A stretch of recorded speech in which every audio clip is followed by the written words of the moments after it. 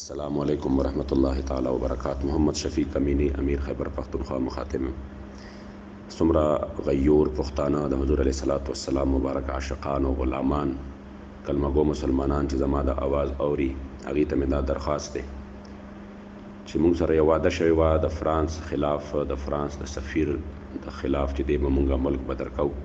او دا په دې وجه شوی وه چې فرانس په سرکاري سطح زموږ د کریم آقا صلی الله علیه و آله وسلم ګستاخي کړې وه او بیا زموږ قبله امیر المجاهدین په ژوند کې الحمدلله حکومت وخت موږ سره دا معاهده کړې وه. بیا 3 میاشتې ټایم اخیستی او بیا د هغې نه پس 2 میاشتې نورې واخیستې مګر 15 میاشتو تېرېدو باوجود نن چې څو ورځې لا هغې کې پاتې دي بدترین عهد شکني وکړه او زموږ خلاف یې چې کوم دی کریک ډاون وکړو د تحریک مشر یې ګرفتار کړو. ګرفتارو باندې دا خو انشاءالله په دې لاره کې دي هیڅ مسله نشته خو چونکې حکومت وقت بدعهدي او عهد شکني وکړه بددیانتي وکړه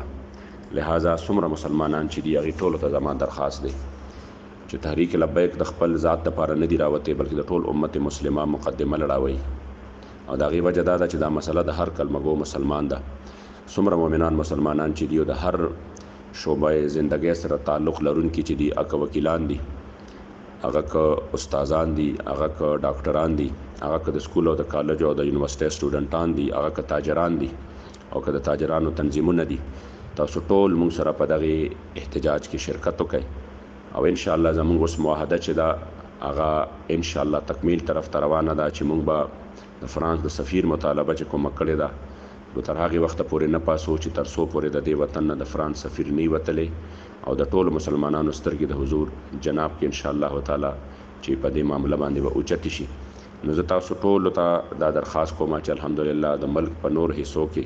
نن الحمدلله په پیښور کې د پیرزکوړي شریف پل رنګ روډ سره یو عظیم شان پر امن احتجاج شروع دی. تاسو ملګري دوستان په دغه احتجاج کې شرکت وکړئ.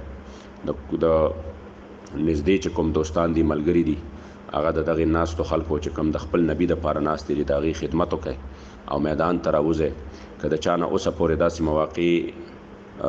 نوي نصیب شوې یا ترې نه د څه غفلت په وجه باندې هغې نه دا موقع خطا شوي نو هغې ته اوس موقع ده د هغې کفاره ادا کړئ. انشاءالله زما یقین دی چې په دې عمل به زموږ نه زموږ محبوب علیه الصلاة والسلام راضي شي. تاسو ټول دوستانو ته زما درخواست دی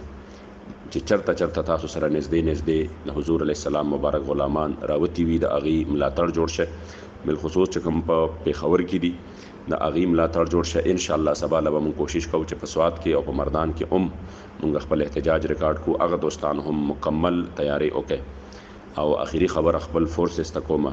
پولیس او نور زمونږ فورسز والارونو ته چې موږ د ذات دپاره نه یو راوتې موږ د خپل محبوب علیه الصلاة والسلام دپاره که تاسو ظلم کوئ په دې خلکو باندې نو تاسو لږ سوچ وکړئ چې تاسو چا سره ولاړ یې. که تاسو وایئ موږ د حکومت نوکران یو او موږ حلف اخیستی دی نو د هغې نه مخکې ستاسو نوکري په یو بل دربار کې هم شته تاسو د الله او د رسول چې کوم دی د هغه سره هم یو حلف کړی دی د هغې پاسداري پکار ده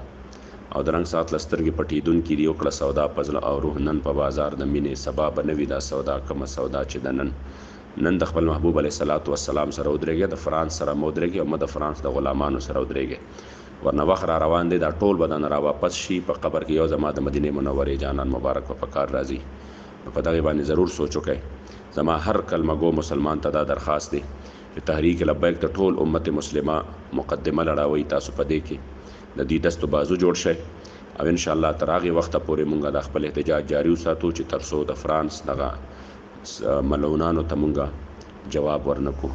لبیک لبیک لبیک یا رسول الله صلی الله علیه وسلم.